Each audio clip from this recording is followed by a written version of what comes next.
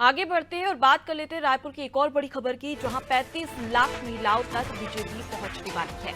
तो देखिए, लोकसभा चुनाव में कमल खिलाने पर चर्चा होगी, साथ ही विधानसभा चुनाव की जीत में महिलाओं का अहम रोल था और इसी के मद्देनजर अब तमाम जो 35 लाख महिलाएं हैं उन तक बीजेपी पहुंचने वाली है। लोकसभा चुनाव में कमल खिलाने पर चर्चा होगी, साथ ही उन महिलाओं को किस प्रकार से उनका टारगेट सेट कर लिया जाए बीजेपी के द्वारा, ताकि महिलाओं को सीधे तरीके से साधा जा सके। इसकी कवायद करती हुई बीजेपी नजर आने वाली है। तो और भी अच्छे तरीके से जान लेते हैं, करिश्मा हमारे साथ में जुड़ी है। करिश्मा, 35 लाख महिलाओं तक पहुंचने का बीजेपी ने टारगेट सेट कर लिया, यानी कि विधानसभा चुनाव में जिन महिलाओं ने जीत दिलवाई थी बीजेपी को, अब लोकसभा चुनाव में भी उन्हीं से उम्मीद की जा रही है। ऐसे में महिलाओं को लेकर बीजेपी की क्या रणनीति है?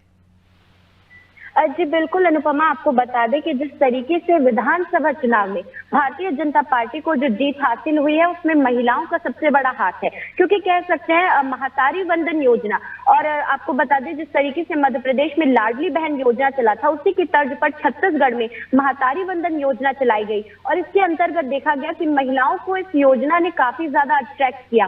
35 लाख महिलाएं जो है यहाँ पर देख सकते हैं छत्तीसगढ़ में, और महिला वोटर्स छत्तीसगढ़ में पुरुषों के मुकाबले ज्यादा है। ऐसे में हर राजनीतिक दल जो है यहाँ पर महिलाओं को साधने की कवायद में जुटा हुआ है। भारतीय जनता पार्टी की अगर रणनीतियों की बात करते हैं तो शुरू से ही महिलाओं पर main focus Bharatiya Janata party का रहा है। महिला वोटर्स को साधने के लिए लगातार देख सकते हैं भारतीय जनता पार्टी के कई ऐसे विंग्स है। महिला मोर्चा की बात करें, कन्या मोर्चा की बात करें, साथ ही में जिला स्तर, ब्लॉक स्तर पर लगातार जो है भारतीय जनता पार्टी महिलाओं को साधने की कवायद करती आ रही है। विधानसभा चुनाव में बड़ी जीत तो भाजपा को छत्तीसगढ़ में हासिल हुई है और अब देख सकते हैं लोकसभा चुनाव में भी वही रणनीति जो विधानसभा चुनाव में अपनाई गई थी वो अब लोकसभा चुनाव में भारतीय जनता पार्टी द्वारा अपनाई जा रही है। 35 लाख महिलाओं तक जो है भारतीय जनता पार्टी पूरे प्रदेश में पहुंचने वाली है।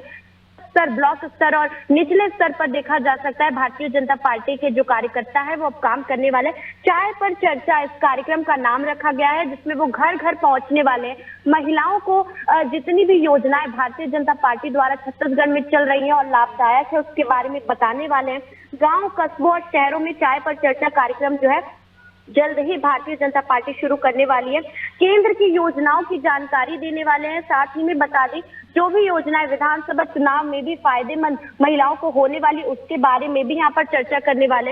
एक अहम रोल जो है भारतीय जनता पार्टी कर रही है और देख सकते हैं महिलाओं को साधने के लिए एक साफ तौर पर ये सारे जो है कार्यक्रम चलाए जा रहे हैं। इसके पहले भी देखा गया यूथ को यानी युवाओं को साधने के लिए भी कई सारे कार्यक्रम चलाए। अब मेन फोकस जो है महिलाओं पर आ चुका है। 35 लाख महिलाओं तक जो है भारतीय जनता पार्टी पूरे छत्तीसगढ़ में पहुंचने वाली है और चाय पर चर्चा कार्यक्रम को जो है अंजाम देने वाली है। जी बिल्कुल, को तो करिश्मा समझा जा सकता है कि किस प्रकार से यहाँ पर बीजेपी की स्ट्रेटेजी है और साफ तौर पर नजर भी आ रही है लोकसभा चुनाव के मद्देनजर। आप बने रहिए हमारे साथ, आगे भी आपसे खबर पर अपडेट लेंगे।